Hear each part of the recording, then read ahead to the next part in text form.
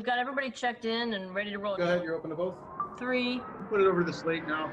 2, 1. Take camera 1. Go, Jonathan. Welcome to Washington Post Live.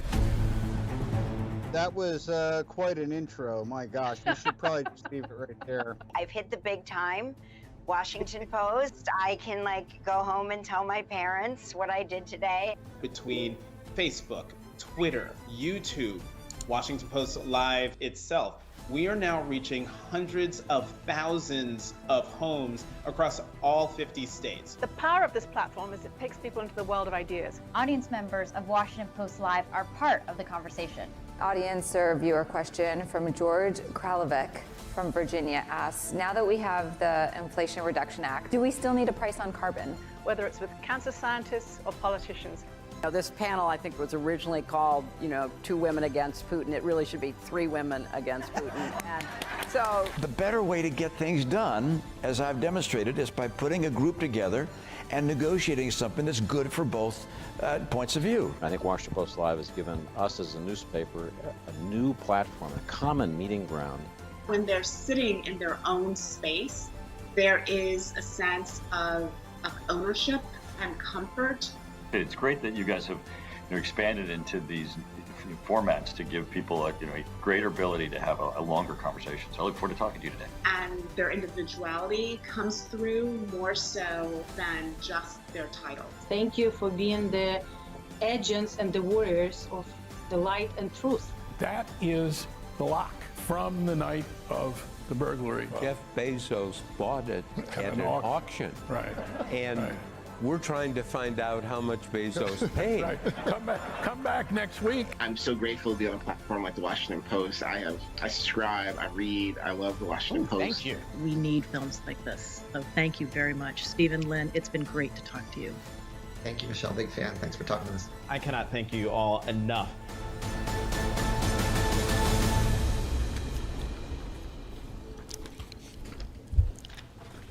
Well, good morning, everyone. Welcome to the Washington Post, and thank you for joining us in person as well as those who are joining us online. I'm Fred Ryan, publisher. More than a third of the world's population does not have access to the internet. In today's increasing digital world, access is a critical component to participating in the global economy. So today's event looks at a range of issues that have created this digital divide from the vantage points of education, finance, and healthcare. We're going to be joined on our stage by several experts in each of these areas. First, my colleague Jonathan Capehart will have a conversation with Kristina Ishmael, Deputy Director of the Department of Education's Office of Educational Technology.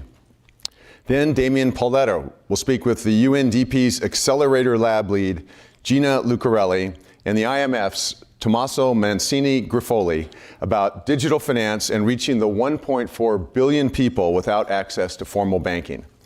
And finally, Paige Winfield-Cunningham will talk to doctors David Goode-Cross and Neal Sikka about how telemedicine is changing the landscape for practitioners and for patients. But before we get started, please join me in thanking Verizon for being the presenting sponsor for today's event.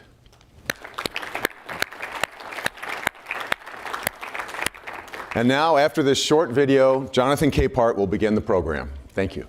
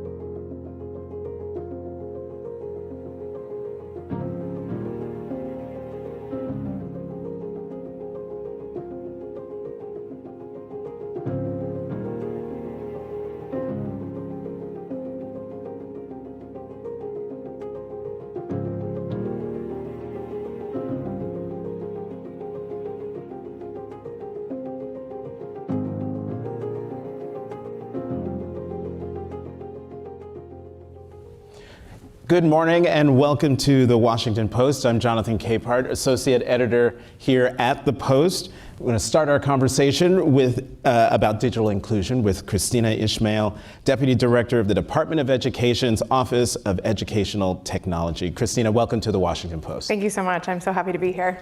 So digital access is pretty fundamental to all parts of daily life and for broader participation in society. How is access to that digital life a key component of education? Yeah. So in March of 2020, when the doors shut to the physical school buildings, we sent kids home and moved into an emergency remote learning situation. We realized at that point, of course, that not everyone had home access. And of course, we had been working in this space, especially within education and within educational technology for quite some time. The FCC had been working on this prior to the pandemic as well. But it was that moment that we knew we needed that continuity of learning to continue and provide some sort of stable learning environment.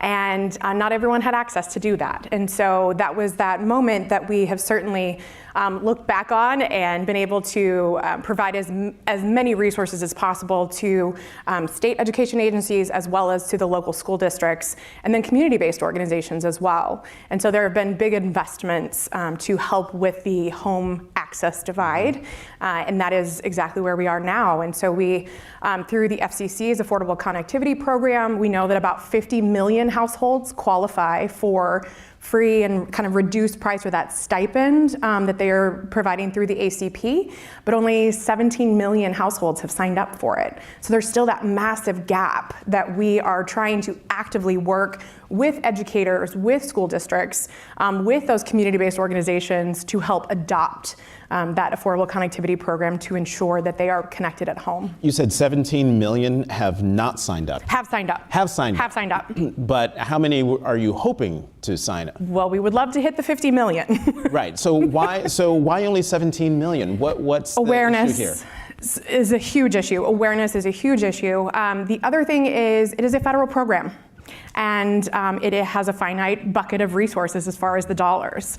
And so once the money runs out, Congress would have to appropriate and allocate more dollars towards that. So we have a lot of folks that are hesitant to sign up for something knowing that it could possibly end. And we also have communities that don't necessarily trust federal programs, and rightfully so. But we need to make sure that we are engaging with the community-based organizations to come alongside them, provide multilingual resources, because that's also another concern, is that we are only providing resources in dominant languages like English and Spanish now. But we definitely need to make sure that we're as inclusive as possible. So as a result of its importance, many equate digital access to being an essential right. Do you agree? And if so, who's responsible for building out that infrastructure to provide access to all? I do, and that is going to be something that requires intense collaboration with multiple agencies. Again, we work very closely with NTIA, the National Telecommunications and Information Agency, out of the Department of Commerce.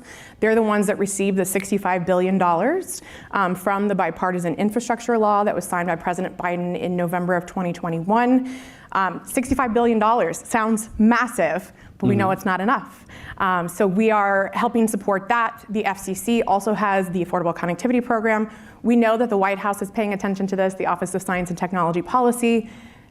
Again, many agencies, and we can't do it alone. So we do need those partnerships with state agencies, with the school districts, and then those community-based organizations. All right, let's talk more about this $65 billion, because that is a big number. Yep. Are there specific outlays for schools or other educational institutions where the funding would have substantive impact on students and their learning? Yep. So it is split. There is about $42 billion, so weird to say that number, $42 billion that is going towards some different programs, and then about $3 billion that is going towards the state digital equity plans. And so that's where we are right now as far as impacting education most specifically. So states applied for this planning grant last November, and all 50 states, 6 territories, and almost 500 tribes tribes applied for this and received funding to develop a digital equity plan that would ensure this home access, whether they are learners in early learning, like I used to teach my preschool and kindergartners, to adult learners. We know that everyone needs that access. So they're in the process of developing their digital equity plans. Those should be posted by June, July by the state for public comment, and then they need to be wrapped up by October, November. And then they move into the next phase of grants that are more about the implementation and the capacity building within each state.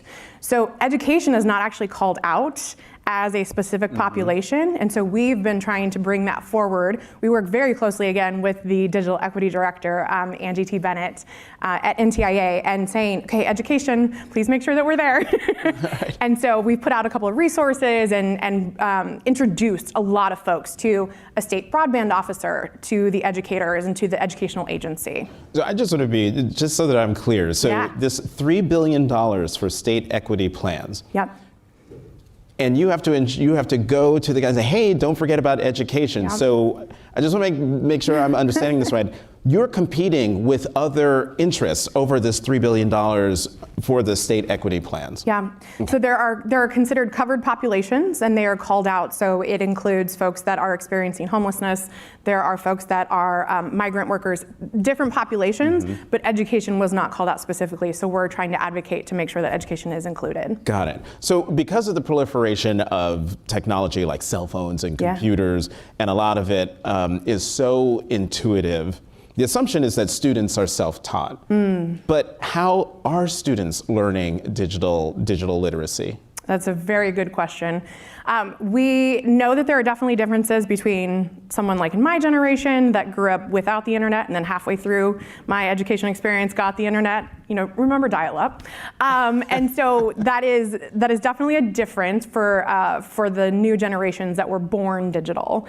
However, we also know that they are passively, most often, passively using that technology, not necessarily actively using that for creation and collaboration.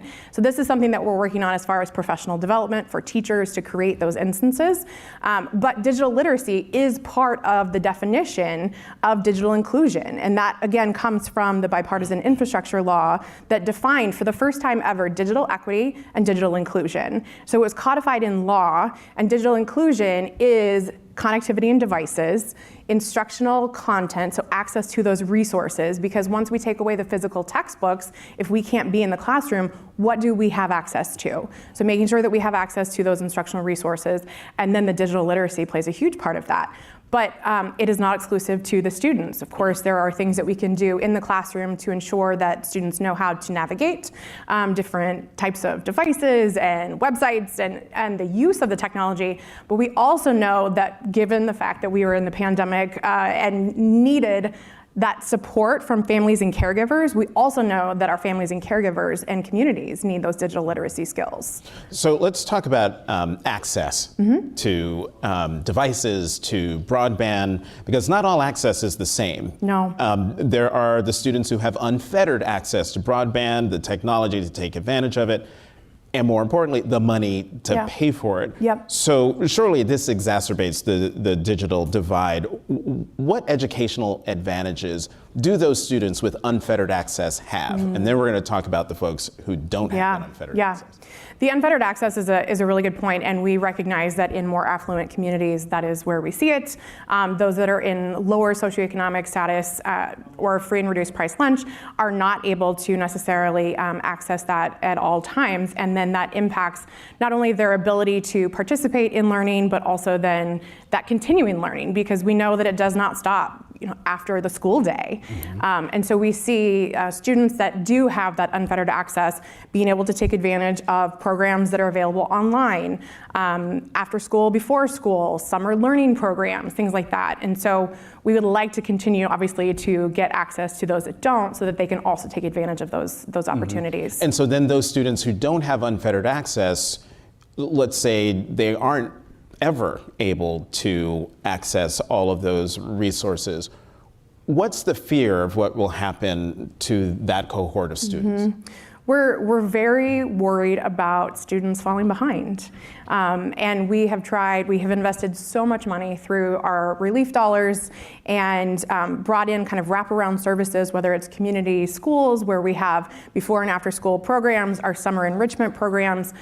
We can offer as many of those as possible, but when they step away from a school campus or any sort of physical place that has connectivity, we know that they automatically lose access. And so it is a concern of ours across the board, whether they are in K-12, higher education, or even adult education, that they need to continue to push for ubiquitous access. I have a question here that is more like it's supposed to come later, but I want to ask it now because the school year is about to end. Yep. Many districts are about to close for the summer, and many of the students in some of these districts, they're given school-provided laptops or phones or tablets. Which will have to be turned in. How much educational attainment or connection to the wider world is lost without access to those devices or to the internet during the summer? So that has typically been the case, especially for school districts that have been a one-to-one, so one device per student pre-pandemic. That has been pretty consistent as far as we turn our devices in, we refresh them over the summer, make sure that they're ready to go for the next school year. With the pandemic, we are seeing more school districts say, we will take it for a week instead and be able to refresh a certain amount and then be able to give it back to students. Because we also know it's not just the students that are accessing those school-issued devices. It is a loss for the entire family most often. And so we want to make sure that they are continuing to get that access. So again, we're not necessarily saying take them all away, and we're actually encouraging more school districts to say, can you please continue to provide that access to those devices? So we were talking a lot about what you're doing, what the Department of Education is doing, what the administration is doing, the federal government is doing about all this. I'm sitting here wondering, where's the private sector? What's the role of the private sector here? We've worked very closely with some of the largest internet service providers, and so has the White House as far as getting commitments from the ISPs to be able to provide those packages that fall within the $30 range that is part of the Affordable Connectivity Program. So if you are not familiar with that, the Affordable Connectivity Program is a $30 stipend. That is the easiest way to describe it. If you are on tribal lands, it's up to $75 a month. So you apply for this if you qualify for services such as Medicare, Medicaid, SNAP benefits, or in our case for education, free and reduced price lunch for our students, then you automatically qualify for this program. Again, this is that awareness building. I didn't know about this. Yeah, exactly. Well, I mean, I don't have kids in school, so I wouldn't know about it. But that's okay. I'm sure there are a lot of people who are watching online right now who don't realize this. Yes. tech.ed.gov/ACP. Say that again? tech.ed.gov.gov/ACP.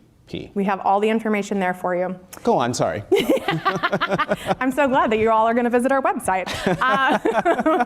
So the White House was able to firm up commitments, and the FCC, I should say, were able to firm up commitments from the largest ISPs, the internet service providers, to provide specific plans at that $30 price.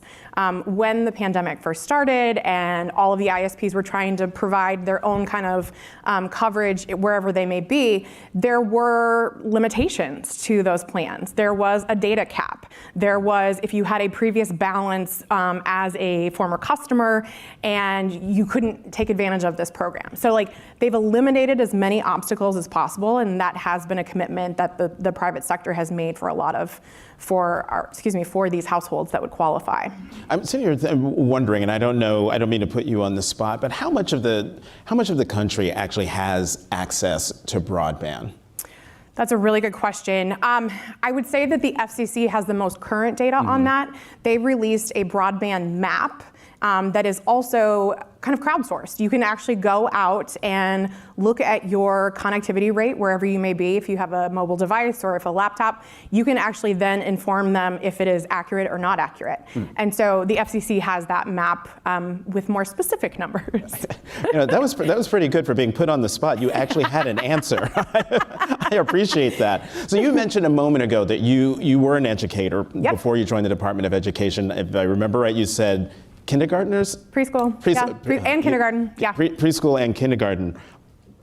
Okay, as an aside, which was easier, the preschoolers or the federal government? Which one is easier? So the funny thing is, when I moved into the state ed tech director role after leaving elementary school, I was like, oh, they're just children in bigger bodies. Okay, so that I'm just going to go with that. Okay, all right. So then, how does your experience in the classroom inform what you're doing now? So much so. I'm incredibly grateful for my classroom experience. It helps inform any of the policy that we're doing within our office, but then also the policy across the entire agency. For example, talking with my colleagues in the Student Privacy Policy Office, we are very concerned about who has access to student data right now. And they are working on some new kind of regulations around language for FERPA, if you're familiar with that. And we had the conversation, gosh, it's been well over a year ago, where they said, here's what we're thinking. And they presented the language, and I was like, okay, so if I were teaching kindergarten, this is how I would interpret that. And they're like, oh, no, that's not what we were thinking. I was like, okay, this is how I would interpret that as a practitioner. And so it's those types of instances that I'm like, yep, very grateful for my experience. You just said something that, again, I did not realize. When you're giving a tablet to a student, yep, all of the data, what they're searching and what they're doing, the data is going somewhere. Can you talk a little bit more about the concerns about access to student data? Sure. So FERPA, if you're familiar with HIPAA, that is for medical purposes. FERPA is for education purposes. It was actually signed, I believe, in 1972, long before educational technology or technology used in any sort of classroom. We were looking more at paper-based records and who had access to those. Now we have to consider educational technology and who has access to that. So many school districts, in fact, I believe the current data shows, according to Learn Platform, shows 1,400 ed tech tools on average for a school district. 1,400. Many of them do the same thing. So we have to make sure that we are being very conscious of our student data that is part of that. So that means that those ed tech tools have access to things like student information, the first name, the last name, to be able to use different accounts. I used a program whenever I was teaching kindergarten that helped with reading. And so each one of them had their own name, their own username that they would click the button on and then go on and do their reading and practice for like reading fluency. And so that means that they had access to it. And so we have to be very careful as far as how we are having those conversations. It requires us to really look at terms of service when we are going to procure the actual technology itself and making sure that we're not giving away too much personally identifiable information, or PII. So in the 2 minutes or so we have left, I'm a genie, and I'm going to grant you one wish. If there is one thing you could do, if I indeed were a genie and I could make this happen, what's the one thing you would do right away to affect change, however you define it, in the work that you're doing? Ooh. I think it's the infrastructure. The infrastructure has to be there in order for us to get to that digital equity and that make sure that everyone has access. And it's not just access at schools, it's access at home. And so, again, the FCC and NTIA are working on the physical infrastructure, the actual fiber that we can run to native populations, more rural areas. And so it has to be the infrastructure. Like, if I could magically do that, the pipes are already in the ground, everyone's connected. Okay, so we've got 1 minute and 45 seconds left. I'll grant you another wish. Okay, so you've got the fiber in the ground. Okay. Then what's the next thing? The next thing is time for our professional, educators, to learn and practice with the tools to make technology-enabled learning happen. Okay, you get a third. Because I'm a journalist. Journalists like things in threes. If you ever notice in a story, it's not really a story until there are three examples to point the reader. So it's almost like a 5-paragraph essay then. Here we go into, okay, so I would say the third thing is, instructional resources that are also available I firmly believe in open educational resources, which are those that do not have a copyright attached to them. So they allow for a customization and localization. We know that textbooks are written for 4 large major states. I did not teach in one of those states. I taught in Nebraska, so that was not helpful for my kindergartners who are learning to read to see about skiing when they had never skied. So it's access to more of those instructional resources that can then be customized for our local context. Kristina Ishmael, Deputy Director of the Department of Education's Office of Educational Technology. Thank you so much for being here today. Thank you so much. And don't go anywhere, either in this room or watching online, because my colleague Damian Paletta will be here shortly with our next guest. Stay with us.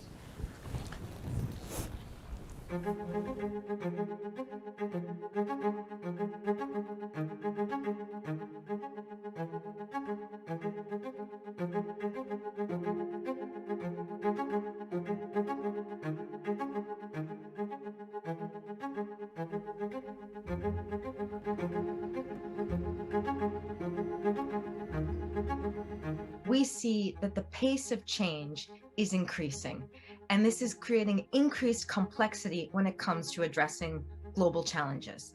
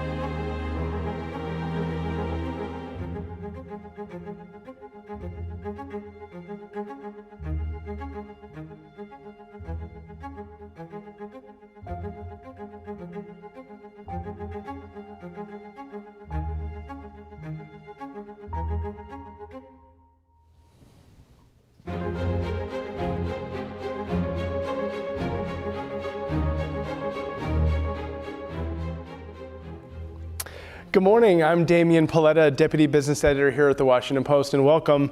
Joining me now to talk about digital inclusion, finance, and the global economy are the United Nations Development Program's Gina Lucarelli and the International Monetary Fund's Tommaso Mancini-Griffoli. Gina, Tommaso, thank you so much for joining us.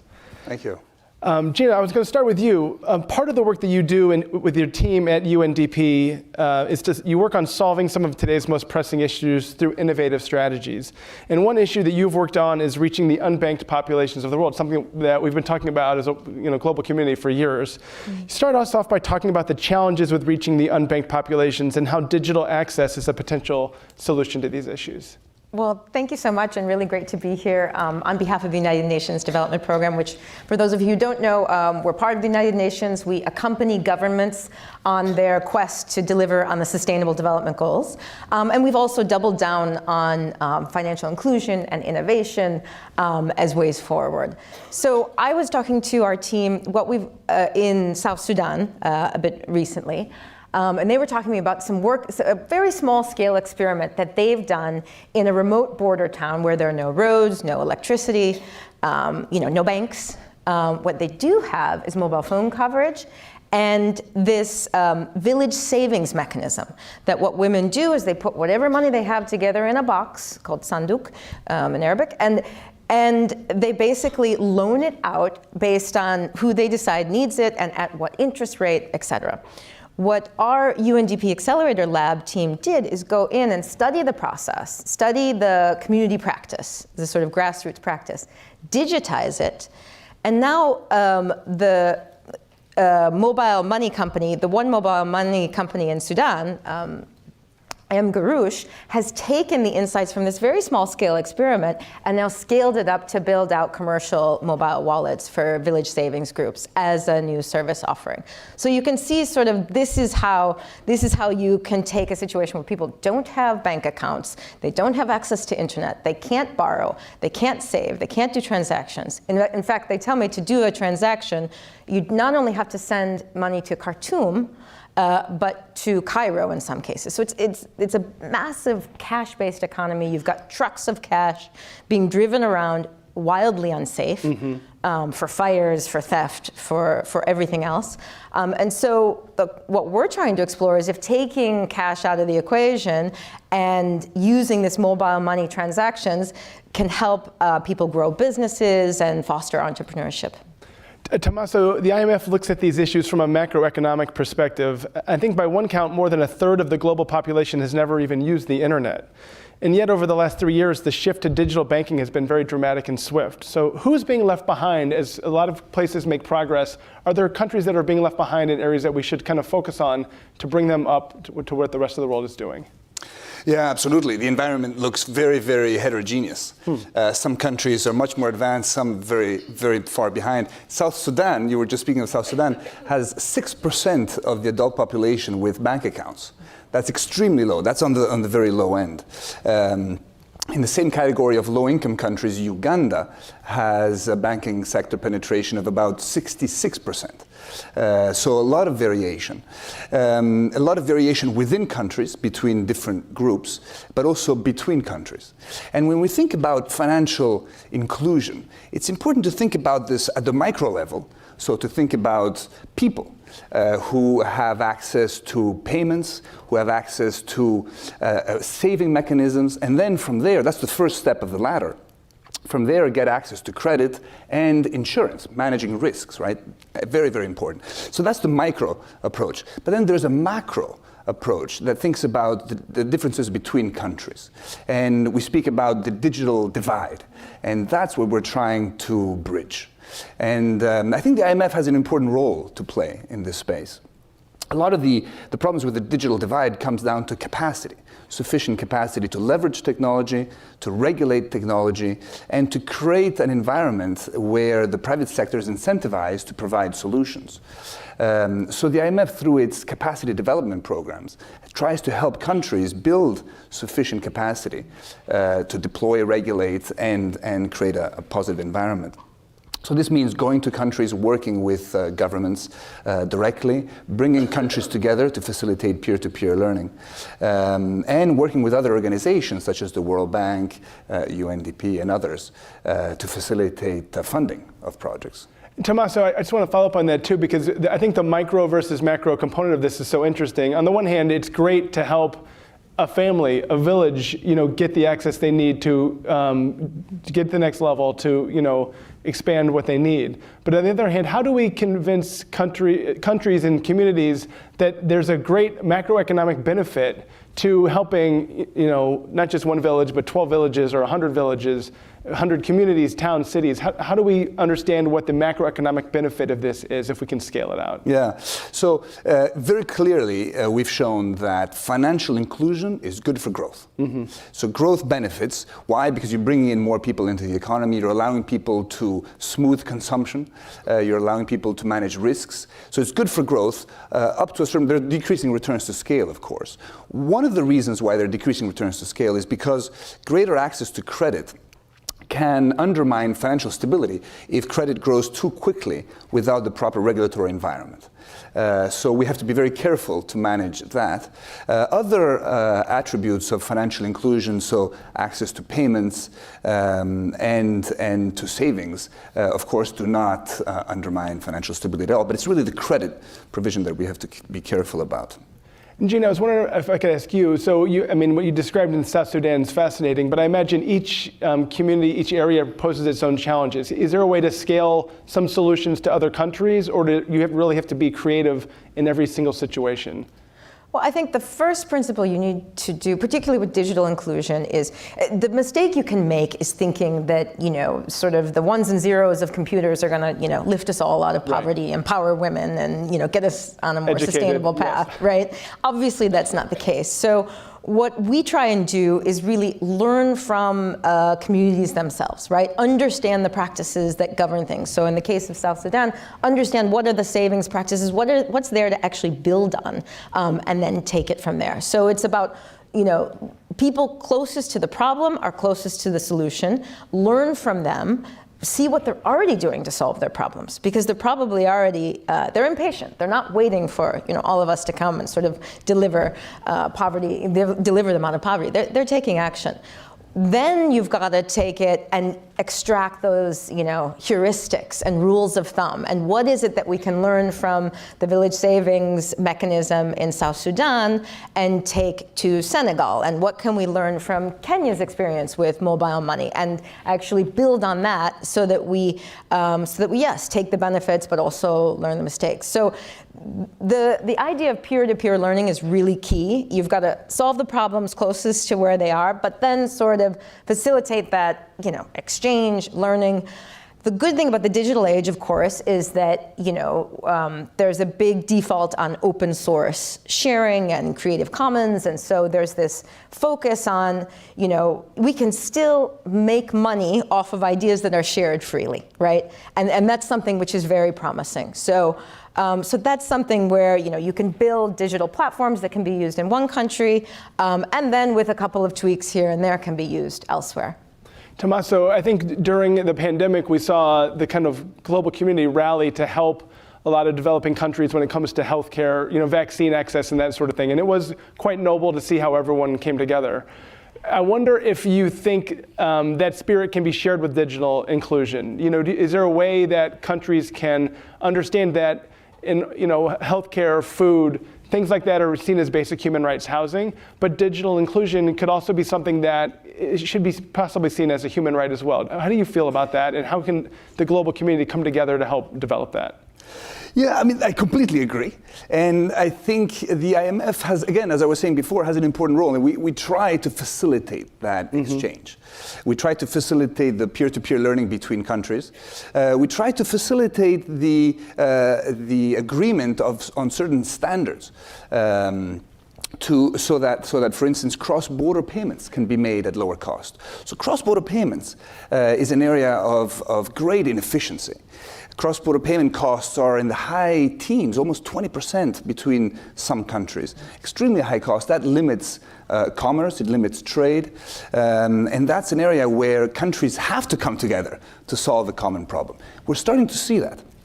We're starting to see, for instance, bilateral links between countries. So recently, Singapore and India have, after many years, have managed to link their payment systems. So now you can make a payment in a split second between Singapore and India at basically about 3% cost, so much lower than before. And this is starting to spread. So this experience is starting to spread. There are several countries thinking about a common platform where they can tie their payment systems together to improve cross-border payments. So there's a lot happening. But international organizations and standard-setting bodies have a very, very important role to play to facilitate both the exchange of information and lessons, but also the development of common infrastructures and common standards to facilitate payments. Gina, we started by talking about unbanked, and it's interesting, I think, when you think about that term 30 years ago, you would think about a bank branch. If we could just get people into banks, all their problems would be solved. Clearly, there's not going to be bank branches in all areas of the world. There might be hundreds of miles from where people live. Some folks have never maybe even been in a bank. Can you just walk me through what does it mean to get someone who's unbanked into the financial system if they don't have a bank branch? What are the kind of steps that you can take to get them into the financial system in a place where they can feel safe, they can trust their money is there when they need it, but they don't have to interact with an actual bank teller? Right. I think that's critical, because it's not just the physical infrastructure of building a building as a bank, but it's also how much you believe your money is safe when it's there. Let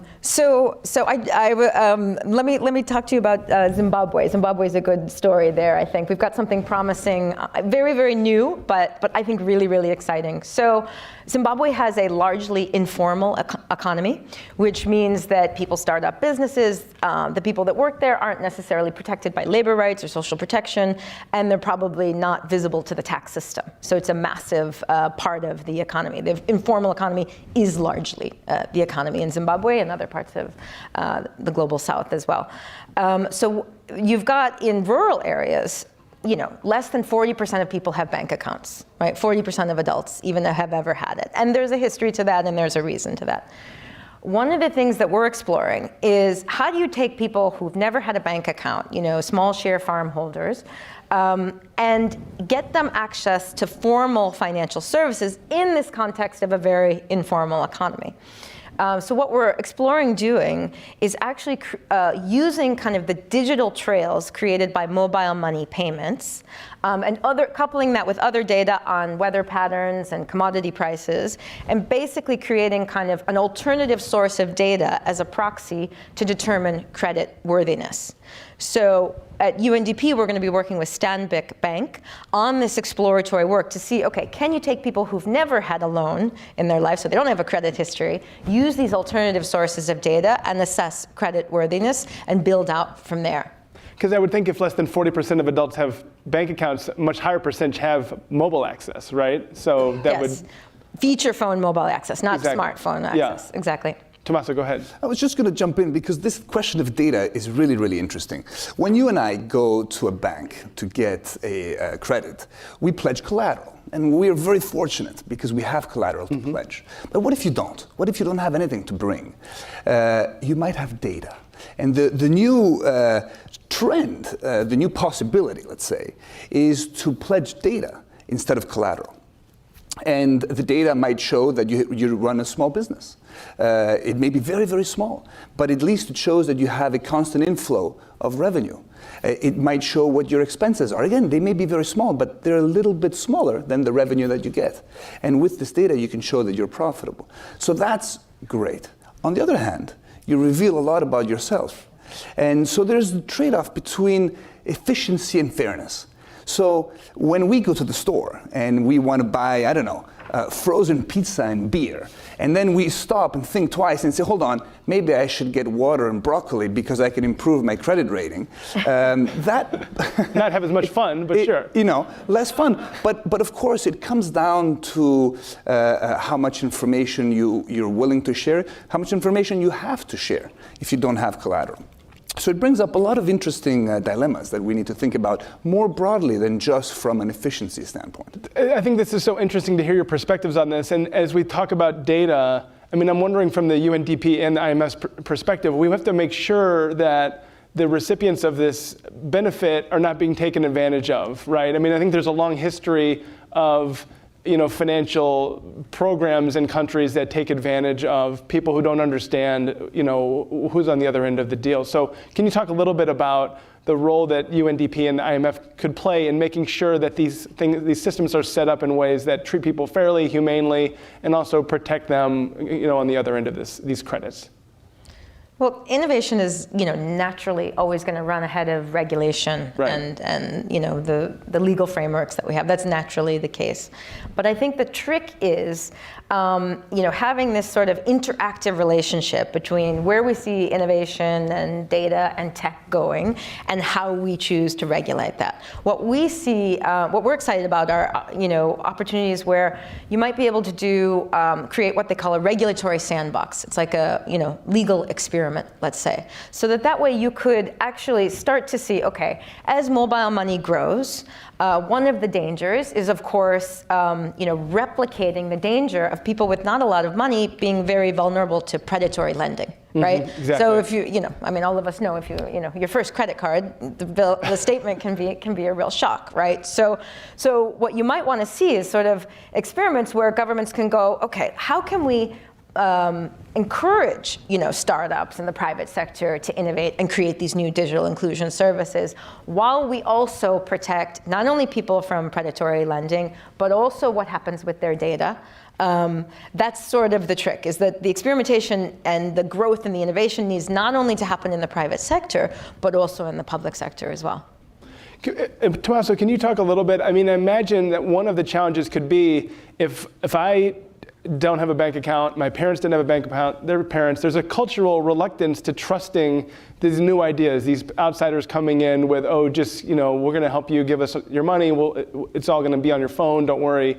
Talk about making sure you can break down those cultural barriers so that people feel comfortable, because once people feel comfortable and then the neighbors feel comfortable, then everyone can kind of get involved and you can build some real momentum. Yeah, absolutely. I mean, you bring up the question of trust. Right. Trust is very important. So I remember well an experiment in Egypt where the government required banks to open accounts for for government employees, and the salaries were deposited in those accounts. But the first thing that many employees did is they took their money right out of the bank accounts into cash because it was a lot safer. They didn't trust the banks to keep the money in the vaults.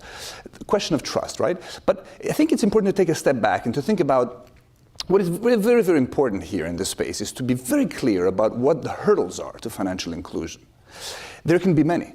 And once we understand the hurdles, then we can do a better job of improving financial inclusion. So we can think about supply-side hurdles and demand-side hurdles, for instance. Right. Supply-side hurdles being banks refusing to service some customers because it's too expensive. Demand-side hurdles might be lack of trust, or perhaps services that are too expensive, that are perceived as too expensive. So how can we tackle some of those hurdles? Then the question is, private or public sector? And there's a range of possibilities. You need to access services, you need to have money, so you need an issuer of money, and you need a network over which to trade the money. Where do you place the cursor along this continuum that will separate what the private sector offers and what the public sector offers? Different countries have taken different approaches. In some countries, the whole thing is private. Take China, where you have large private companies that issue the money, that give you access to this money, and that settle it for you. Alipay, for instance. Or you have in India a public-private partnership, where the public sector offers the infrastructure over which the money is traded, but the money is issued by the banks through private wallets. And then you have the possibility of a central bank digital currency where the state provides you with the money that you can trade. And that is a very interesting new possibility that might have very beneficial effects for financial inclusion. Gina, we just have one more minute, but I was wondering if you could send us out on a happy note. Talk us about a community or a project you worked on where you saw the needle bend, you saw the community embrace it, trust what was being done, and the positive developments that came about because the digital inclusion worked. Yes, well, I think we mentioned India before, right? And right. The transactions between Singapore and India. There's some exciting work. It's early days, and one needs to be cautious. But spices in India are big business. It's about a $3 billion a year industry export-wise, and domestically $1 billion. But the problem is that local farmers are not seeing the benefit from that. Partially because they're dependent on aggregators, and it's a complex value chain where everybody takes a cut, and there's asymmetric information and power, and partially because you've really got to take care of those chilies and turmeric to make sure the moisture content is right at every stage of the process. And so you've got this value chain where there's many moments when things can go wrong. Our UNDP Accelerator Lab started to work with the Indian Spice Board to look at how you might use blockchain technology to actually increase the trust along the supply chain route and create data which, through the digital ledger of blockchain, is immutable, right? So you can see what's happening at every stage in the value chain. They can see where things go wrong. It's gone well so far. It's promising. It started to kind of reduce the fear of cryptocurrency, let's say, and a cryptocurrency-based tech. The Spice Board is ready to take it to scale. They're going to move to 8 more states and bring in, more spices. Cardamom and ginger are coming online. But it's encouraging because you can start to see again, not only this reduces the burden of the Spice Board to do, inspections and to go out and check that everything is going well. You might one day get to a point where farmers, we can buy directly from farmers, right, through smart contracts. Incredible. And reducing that reliance on the middleman. Wow. Can I have 10 seconds? Yeah, please. A second smile on your face? Yes, please. 40% of the people globally making payments digitally today did so for the first time during the pandemic. So we used to think that the future was far ahead. The future is here. there are opportunities, and I think that hopefully will put a smile on all our faces. Yes. Certainly will make work for us. That's excellent. To improve financial inclusion.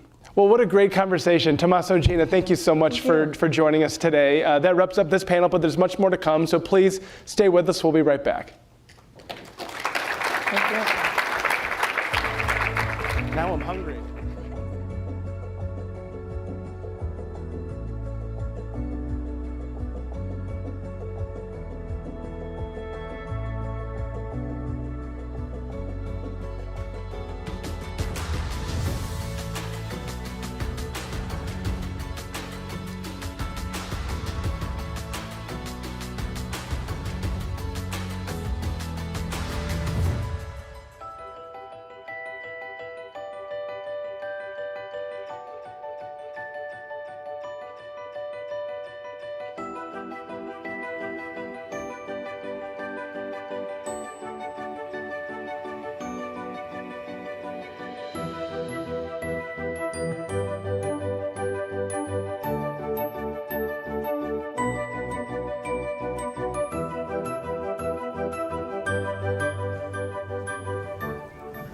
Hi, I'm Jean Meserve. It is great to be with you. We've been hearing all about today how critical connectivity is to education, to finance. We'll be hearing how important it is, of course, to healthcare.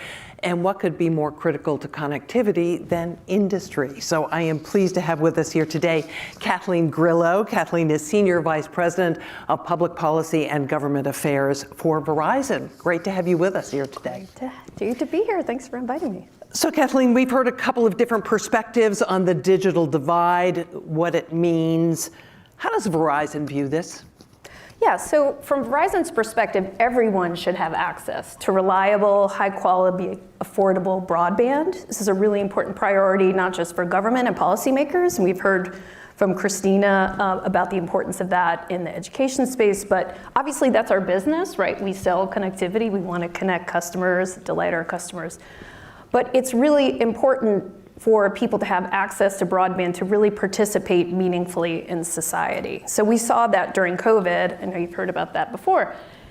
Millions of people, once the lockdown started, were able to continue life in some way the way we had before, right? We could talk to our doctor, we could communicate with our families, we could watch Netflix, we could get information from the government, we could get information about, vaccines online.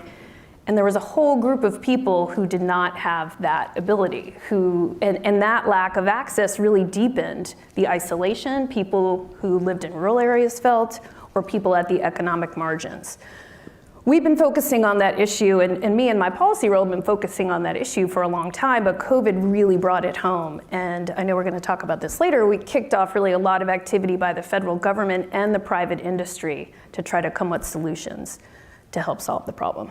So there's been discussion today already about some of the barriers to access. What are you doing to try to address those? So the digital divide is obviously a complex problem. Why don't people have broadband? It's really three reasons. They don't have access, meaning it's not available in their neighborhood, they don't have a network, they can't purchase it, they can't afford it, or they don't have the digital skills to use it. So we're doing something in all of those areas. On the access side, our 4G LTE network connects 99% of the US population. And 4G LTE, it is fast mobile wireless service. We are rolling out 5G, so hopefully all of you, or some of you at least, have that on your phones right now. And there's a really exciting innovation coming with 5G called fixed wireless access. So we have a product called 5G Home that you can get. It really substitutes for traditional wired home broadband. So it's a connection that you can get between 100 and 300 megabits you can buy in your house. You just buy a box, put it in your house, and it can get you high-speed broadband just like your cable company offers you. So what this means for Verizon is, and I don't know if most people realize this, but we really only serve with wired broadband, our Fios product, 10 states on the Mid-Atlantic up to the east, on the East Coast. So with fixed wireless access, we can actually serve customers high quality, affordable broadband. It's $25 for most customers. No data caps, no contracts.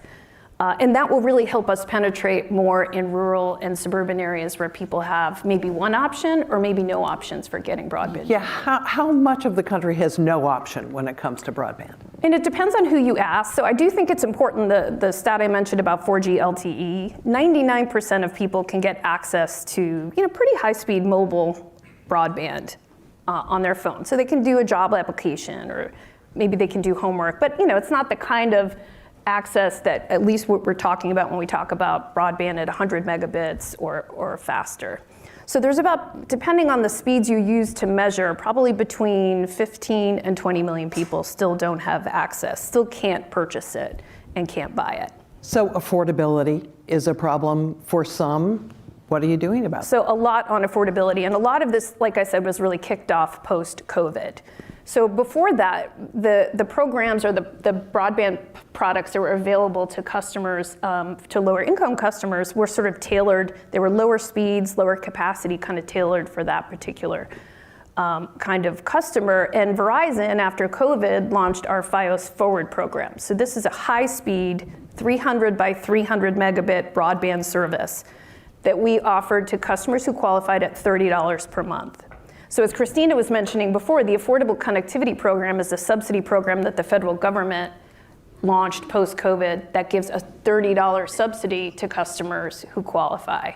So with a $30 high-speed, reliable broadband product and a $30 subsidy, most customers now, most of those 17 million customers that Kristina mentioned, can get broadband at no cost because of this Affordable Connectivity Program. She mentioned how many people are eligible for that program, Yes. but not participating in it.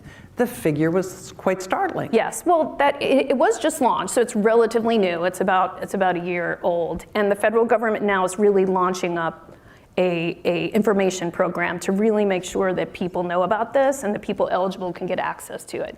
We're participating in those efforts. It's a big priority for Verizon and for my team in particular to make sure that people get the word out about this program and the benefits that it brings. Because to get 300 by 300 megabits broadband service at no cost, that didn't happen pre-COVID. And it's really a pretty historic. Not everyone has devices. Is Verizon assisting in some way in that realm? Yes, so part of our work we have a Verizon Innovative Learning Schools program where we provide devices to 3 million students across the country in a really expansive program that we've had for 11 years. And that's part of that as well. And what about digital literacy, teaching people how to use the technology effectively? Yeah, that's another big priority for us. So in addition to the Verizon Innovative Learning Schools, that program that we have set up, so that provides devices, connectivity, and very specialized expertise and curriculum to students. We also have a program that helps small business owners get online. So that's another really important aspect of the digital divide. To have a small business, to really grow and innovate and expand, you have to have broadband access. You can't really launch a small business without it. So we have a program that provides business owners with personalized mentoring, online courses, and expertise to help them figure out how to use a high-speed connection to really launch their business. And there's 150,000 customers. So what would you say, from where you sit, is the biggest benefit to providing more access to these technologies? For consumers, you mean, or just for society? I mean, it's really everything. When you think about it, you can't really have a meaningful experience as a citizen without broadband, right? You can't get information on candidates. You can't express your First Amendment rights, your opinions on things. You can't get information from the government, not in the same way as your peers. And it really, to participate as a citizen with a meaningful life and to be healthy and vibrant, you really need broadband. And that's why we're so committed to this. So Washington is a very fractured place. Everyone in this room well aware of it. How well are Congress, regulators, and industry working together to address some of the remaining issues in this area? About 18 months ago, Congress passed a law called the Infrastructure Investment and Jobs Act. So this is the big law that you all know with the billions of dollars for bridges and roads. But a huge part of that is for broadband both for access and affordability and digital equity. That was a pretty historic achievement. I mean, we had bipartisan agreement during a crisis to come up with a lot of money. $65 billion is a lot of money for broadband and these issues that we've talked about today. So that was a lot of progress. We hadn't seen something like that previous to. And the government now is really doubling down on implementing that. So how are we going to get that money out to the states so that providers can build networks in areas that we don't have it? And what kind of programs, like Kristina talked about, are we going to have for schools, for libraries, for community institutions, for healthcare institutions, to try to help use broadband in a way that's significant? That's a big deal. And so I'm encouraged. As Kristina was mentioning, there's a lot of partnership with the government on the Affordable Connectivity Program. There's going to be a lot of activity and involvement from industry on how we implement these programs. So I've been working on these issues for probably 20 years, and we've been talking about closing the digital divide. And we get a little bit closer and a little bit closer and a little bit closer over time. But this is really our opportunity to actually do it and accomplish it. Sometimes with technology issues, it's clear that Congress or members of Congress don't really get it. Do you think they understand fundamentally this issue and why it's so important? I think they do. I think they do. Every senator has a rural part of their state. So that's one thing right there. Every senator has a constituency that is coming to them every day saying, I need broadband, either because I can't afford it or because I don't have access to it. I need programs that help people understand why it's important. I need to convince people why they need to be using it. So I think they do. And this one, it's not as complicated as some of the other issues that Congress is dealing with right now, right? Everyone knows now, particularly post-COVID, why broadband is important. Everyone knows that you have to invest some attention and time and commitment from the US government to solve the problem. I think, there's a lot of, discussion and conversation around how you do that. There are different priorities. There's different, political affiliations around some of those issues. But in general, there is, I think this law shows there was a strong commitment to making a big change. And they put, as you mentioned, a big sum of money towards this. Inevitably, more is going to be needed, right? Do you have a guesstimate on how much more investment we need from the federal government? Well, hopefully this does it. $65 billion. You think that'll solve the problem? 42 billion of it is going towards the deployment issue. Like, can we get it available everywhere? I think that's a lot of money. I think, part of it depends on how it's implemented. Part of it depends on whether we make the right choices about how to spend the money and where we put it, who we choose to serve, things like that. So there's a lot of important gating issues, but we're pretty much through the process and we're encouraged. What do you see as the remaining barriers to getting over this digital divide? I think, again, implementing this program in a way that makes sense, I think will be really important to get us there. There are always going to be these very remote areas where it's really hard to build, say, a fiber network to, or it's really hard to put a cell tower up. So we may need to think about how we serve those areas. Like, do we use satellite services? Do we sort of have other kind of solutions in those areas?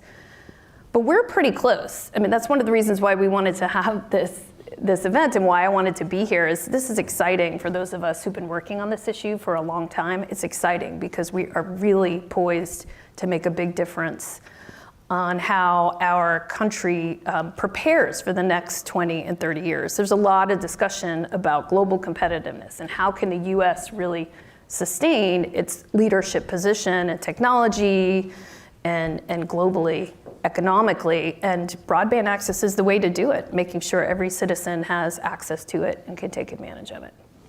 We haven't really addressed the regulatory side of things. Are the regulations where they need to be for the industry to make the progress it wants and needs to make? I think there are always there are always ways that we can look at regulation as the industry and technology evolves. So the wireless industry is a good example. Extremely competitive environment right now. You have multiple companies that are competing every day for your business and offering really high speed high quality networks. And some of the regulations were put in place, at a time when that wasn't the case. So I think there are always things that we can do to update regulation and make sure that the industry is really powered in a way that it needs to be so we can serve customers and solve some of the problems that the country has. Final question. The biggest opportunity here, how would you define it?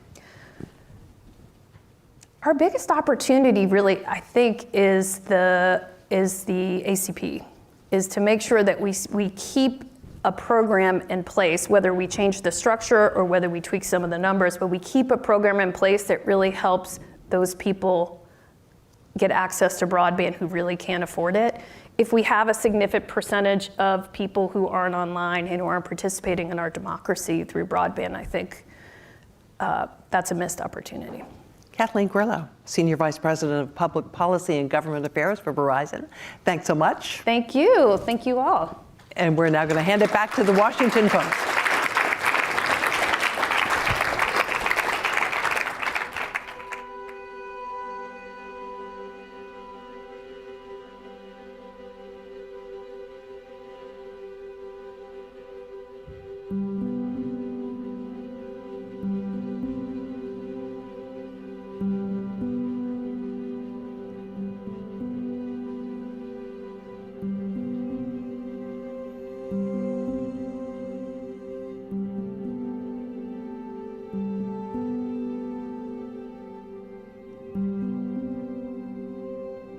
You are not obliged to participate in your own oppression. So many times people who love us inadvertently ask us to participate in things that are not really for our benefit. And you have a right to opt out of that. You get to say, yeah, no, I'm not gonna run to Chick-fil-A and be around us having that. We need to figure out how we can scale a telehealth into the community so it adds value, especially when we're looking at underserved populations. So I think we're brainstorming on how do we train new clinical personnel so we're not taking a nurse out of the fold to do telehealth when they should be seeing patients, and we can bring maybe a community member or community health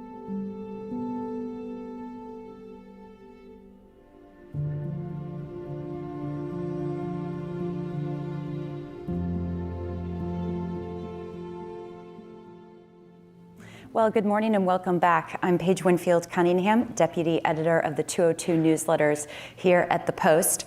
And I'm joined on stage now by Drs. David Goode-Cross and Neal Sikka, here to walk us through the opportunities and challenges with telemedicine. Good to see both of you this morning. Thanks for having us. Thanks for having us. Dr. Sikka, let's start with you. Can you just basically lay out for us what are we talking about when we say telehealth? Sure. I think about telehealth as really kind of a big umbrella for how we use information communication technologies to enable healthcare. And under that, I think about three different kind of categories. So one is telemedicine, which is what we're most familiar with. That might be a virtual visit with your doctor, or it might be services that are moved from one location where it may not be available to another. For example, a telestroke service into a community hospital that doesn't have a neurologist available. And then I think about remote patient monitoring, which is using technologies at home to capture data, potentially send that data into your doctor, let them look at the trends of that data, and then make changes to your care. And then the third I think about is mobility, whether that's mobile health apps or mobility of patients and using wireless technologies to help us connect patients to the healthcare system. And of course, we just came through a pandemic, which was bad, but good for telehealth. Dr. Goode-Cross, can you talk a little bit about that, how you saw the pandemic change your own use of telehealth and sort of what you see broadly speaking in terms of usage now? Sure. I was someone who was not a telehealth fan prior to the pandemic because I was not someone who thought that it provided the same level of feeling and that you would get the same outcomes. So I was reluctantly dragged into using telehealth. And it has been a boon for my practice and for our patients, certainly. If you don't have to worry about transportation, or if you can just, on your lunch break, go see someone, a therapist in your car, it's a lot easier and a lot more, it frees the access. It also allows folks from across the state and the region to get care, the specialized care that they need. Have you, and what can you characterize for us, what percentage of your visits roughly now are telehealth or virtual versus in person? Sure, I would say about 98.5% of our I could probably count on one hand the number of clients who've been to our office. I think it's been really convenient for folks to be able to see their provider in the comfort of their own home or car or workplace or whatever. I want to talk really briefly about payment for telehealth, and I don't want to get too in the weeds here, but of course during the pandemic there were more flexibilities in Medicare for reimbursement, and some of those flexibilities will be going away over the next 2 years. Any thoughts about that, where we need to get to in terms of doctors being reimbursed for telehealth? Sure. And either of you can take that. I'll start, I guess. I think patients need to start thinking about telehealth as just part of getting care, and so it needs to be seamless. It needs to be considered. We need to be able to provide services to patients where they want it, when they want it, how they want it, and they should think about it as a continuum. So we can use telehealth to help patients make the best decisions to for when they need to get in-person care. So to enable that, we need to think about reimbursement as part of that continuum as well. And we need to make it simple, both for patients to understand that they have coverage for a visit that might happen virtually, and we need to make it simple for providers to not have to navigate a patchwork of complexity to know that they're going to reimburse for services they provide virtually. And Dr. Goode-Cross, isn't there's some new law in Maryland which has to do with reimbursement? Well, certainly, yeah. Maryland has always allowed for telehealth visits to be paid at the same rate as an in-person visit, and it requires that insurance companies based in the state provide that at parity, right? So that's always been a boon, and it depends on the. If you're talking about commercial payers, it depends on the particular payer. So our local, Blue Cross affiliate does that, and some other national chains have always sponsored telehealth. Okay, and when you're thinking about your own practice, have you seen a new population of patients who will now get a therapy session through telehealth, whereas maybe they wouldn't have before? Absolutely.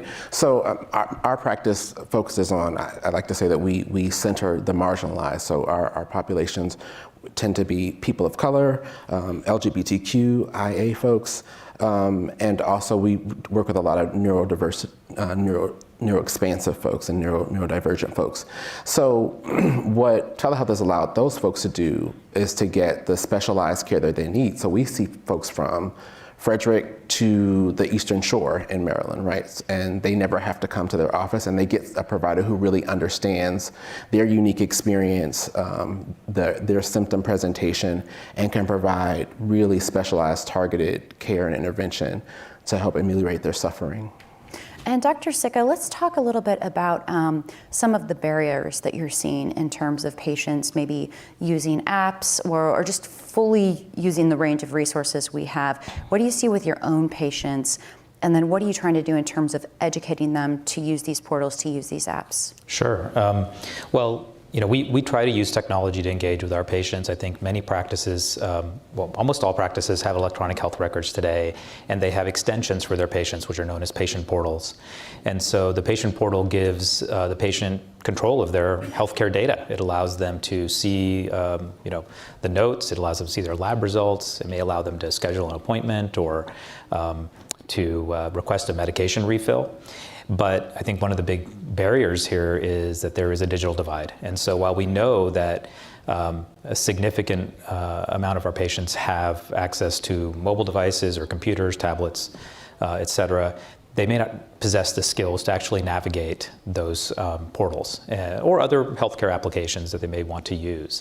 And so we consider that there's kind of health literacy challenges we have with the patients and engaging in their health, and then we have digital literacy challenges, how they use their devices in day-to-day services that we've talked about today. And then there's really specific digital health literacy. How can they enable the technology they have in their pocket today to be leveraged to manage their health or improve their health and simplify their healthcare management? Yeah, well, speaking as a patient myself for a minute, I feel like when I'm using these apps and I know how to use them, and I go to them regularly, they're great. But I can see where the barriers come in or the frustration can come in for patients because, you'll have all of these apps. Say I've got, my portal, I've got my kids' portals, you've got maybe different passwords for all of them. I know I was sharing earlier, I have 3 kids and I have to go into a different login for each of them to look at their records. And it can be really easily, I think, overwhelming for people if they don't know how to use this. Are there things that we can do to make it easier to use these apps, to maybe integrate them, help people remember their password? That's a whole other issue. But what can we do to make it, seem less, insurmountable to really integrate all of this? Yeah, well, some of the work we're doing is really one-on-one coaching, trying to help individuals and identify the skills they might lack or that they want to fill a gap in, and teach them how to navigate their device. I mean, often we put the device in front of you, we think it's completely intuitive, and it's not necessarily. And once you learn a basic skill, you gain confidence. You want to learn another skill, and then you become more comfortable using your technology. I think we've learned from talking to patients that we need to make it simpler for them. Sometimes an app is actually too complicated. One of the big barriers that no one thinks about is that you have to put a credit card into the app stores to be able to download a free app. And so that's a big barrier to encouraging a patient to download their application, because they may not want to give a credit card to their iOS or to the App Store. So that's one. And then the second is meeting them where they are, which is often on text messaging. So SMS is a great vehicle to reach patients. There's ways to manage privacy for patients using SMS, but I think that's a space that could really be explored. And who do you think needs this digital literacy, or who's lacking it the most? I mean, what initially comes to mind for me is, I assume older folks might have a little bit of a harder time and younger folks easier time, but maybe it's not that simple. What do you sort of see? And let's go to you, Dr. Goode-Cross. Yeah, I would say that your assessment is correct. I think in our practice, I think that the folks who have had whatever challenges have been older, like our younger clients tend to be digital natives, so they can do all the apps better than the providers, but our older patients struggle a bit. But I do think that just the fact that you're a digital native doesn't mean you know how to leverage health technologies Indeed. To manage your health. Indeed. And so we need to make sure that we don't kind of take that for granted, that the digital native will suddenly pick up the device and manage their health. They need to be taught as well. I want to throw one, I don't know if it's a criticism or just one concern that I've heard about telehealth, is this idea that if you make it would be possible to make it too easy in a way to reach out to your doctor, where then you could encourage overutilization, where maybe people who don't need to talk to their doctor might do that and take up time that the doctor needs to see other patients. Have you heard any of those concerns, or how would you respond to that? Is that a concern you have at all, or no? And let's go to you, Dr. Sikka. Okay. I don't think that's a concern. I think, we have to give patients the tools to get care when and how they want it. And think about telehealth as just in that continuum of care. So they may start in a telehealth visit and then move into an in-person visit.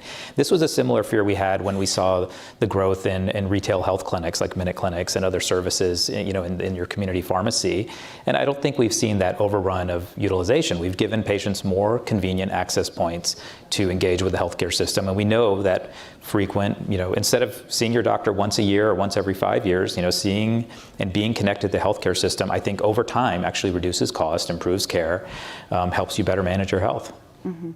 And I know, Dr. Goode-Cross, so you're a psychologist, and we know that counseling seems to be one of these really, really, really ideal spaces for virtual visits. But are there other areas of medicine that are particularly conducive to virtual visits or telehealth? I'd love to hear from you and then from Dr. Sikka. Sure. I mean, our patients often use telepsychiatry for a provider as well, and that is really convenient because, particularly for younger folks, because there's certainly a child and adolescent psychiatrist shortage, and it allows folks to see people outside of the region. So that's one population that comes to mind off the top of my head, but I'm sure you have a few more you want to list. Sure. I mean, we've seen that at GW as well, that our psychiatry practice has moved virtual, and a significant percentage of our patients want to get their care online. I think there are, telehealth can be interspersed in a lot of different places and a lot of different types of care. Primary care is a great one to be continuously connected. You mentioned diabetes, so seeing in your endocrinologist is another great place. We've seen, I think our headache clinic has used a lot of telehealth to manage migraines and other complex headaches. So any place that is, from a clinician's perspective, a lot of cognitive care, where taking a history is a really important component of making a diagnosis, is very ripe for telemedicine. When you have a procedure, it may be, telemedicine might be at the front end of that, preparing for some type of a procedure, and on the back end for follow-up. So it really can be integrated into the continuum, but it may not be appropriate for every single component of the care. Do you have any requirement that patients see you in person first? Say they're a new patient, would they have an in-person visit and then virtual, or do you see that as important, or is that sort of less important to the overall care? Well, previously the laws for psychologists in Maryland said that your first session has to be in person, but then the COVID pandemic happened. So I think we're trying to figure that out. I don't know that if you asked me 3 years ago, I would have said absolutely, but I don't know that I can see any much more data that we would collect that we wouldn't know through telemedicine. I would say that you eventually gather the data that you need, right? It may not be at the beginning of the session. So for example, in a therapy visit, I'm looking not just at your, I'm listening not just to what you say, but I'm looking at your appearance. I'm looking at listening to your prosody. I'm looking at your posture. I'm looking at your eye contact in a different way than I would be able to look at in using telemedicine. So it can take longer, particularly for our clients who are neurodivergent, to ascertain that. But I don't know that we've missed it, I would say. So I think it may protract the evaluation period just a little bit, but I think the convenience more than makes up for it. Oh, that's interesting. And Dr. Sikka, how does prescribing come into this? I thought there was some rule about seeing a patient in person before a prescription could be issued, but then the pandemic, I know, changed some of the rules. What is that like now? Can you issue a prescription just virtually? Yeah, it depends on the state, whether a virtual face-to-face visit establishes a doctor-patient relationship, which allows you to prescribe. So if you can do, in many states, you can do a face-to-face visit that does establish that criteria, and then you can prescribe. There are more restrictions on prescribing controlled substances in place.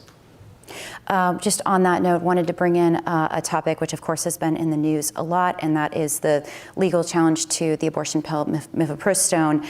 That's all happening and winding its way through the courts, but I know the Biden administration has said it won't enforce a requirement for women to see a doctor in person to get the medication. Any thoughts, Dr. Sikka, on what that means for abortion access in our post-Roe world? It's a complicated question. In the emergency department, we see women all the time who may have some type of a healthcare emergency, and I think telehealth allows us to evaluate and determine where they might need to seek care. So telehealth could be a component of helping women decide what's the safest approach for them to seek the care they need. And I also want to ask you about a program you were involved in a few years ago that supervised the treatment of wounded contractors in Iraq. Can you tell us a little bit about that experience and what it taught you about telemedicine? Sure. We do a lot of remote and austere telemedicine, and actually that reflects the fact that telemedicine is not new. It's just changed with the technology and our acceptability, or our acceptance of using technology for care. So starting back in 1989, actually, we developed a program to support mariners at sea and doing maritime telemedicine, and that's extended to other remote and austere locations. So as we have bases and then services being provided in the armed forces, there are often parallel services provided for contractors, and we're able to supervise either physicians or advanced practice providers who are on the ground providing services as reach back for them. And Dr. Goode-Cross, so we've talked about, kind of where we've come from. Where would you like to see us go in the future? I guess the first part of that question is, we saw this dramatic increase in telehealth use during the pandemic. Do you think we're going to stay there now as we emerge from the pandemic? Are we going to see some retreat in some areas back to the way it was before? Or do you see this as kind of a steady march toward increased use of telehealth? Yeah, I think that we will continue to see an increased usage of telehealth. I think one of the things that the dearth of providers allowed the free market to do is to swoop in with like app-based telemedicine or telehealth programs. And I think what I would like to see us do as a profession and as an industry is to have more quality control, right? So when you're talking to someone in my practice or me, right? I am licensed in 3 states, and I know what I'm talking about. I'm an expert, right? When I'm logging on to some mobile site, I may not get to talk to the same clinician all the time, right? And what we know is that most of the change in therapy happens because of the relationship, right? So if you're not developing an ongoing relationship with a provider, then I don't know that you're getting the full benefit. So I would like to see more quality control. I would like to see more kind of evidence-based in that way in terms of the ways that telehealth is being provided. That would be really good. I think that's a really good point, because I think, technology can be great, but if we're not implementing it the right way, it doesn't fix a lot of the systemic problems we have in the healthcare system. Absolutely. Dr. Sikka, I'd like to hear your thoughts on that as well. Where do we need to go from here? What are the top things that need to happen to A, implement telehealth, and B, really make sure that people are, as Dr. Goode-Cross said, using this to improve their relationship with their provider, really feel connected to the provider, because as you say, at the end of the day, that's the thing that really matters, and it's going to make people more engaged with their health. Yeah, I think we've seen telehealth spike during the pandemic. Something like 80% of visits were in telehealth, and now they've come down across the board, not necessarily in psychiatry and psychology, but in other areas. So we're looking at maybe 15 to 25% of visits are now in the telehealth done virtually. So how do we need to continue to educate our patients and educate our providers as to how to provide these services. Some of the work we've done through the American Association of Medical Colleges is to develop competencies for our providers so that doctors, residents, medical students are getting training to provide good quality telehealth services. And then how do you integrate that longitudinally over your care model? So whether that's in a value-based care model or a fee-for-service care model, you have to be able to provide patients those options and understand where telehealth is a really useful adjunct to your care and where they need to be brought in person. Well, we're just about out of time, and we'll leave it there. Doctors David Goode-Cross and Neal Sikka, thank you so much for being with us today. Thank you for having us.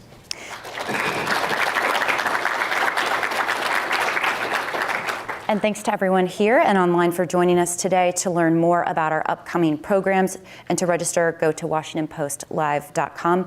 I'm Paige Winfield Cunningham. Thanks again, and have a great weekend.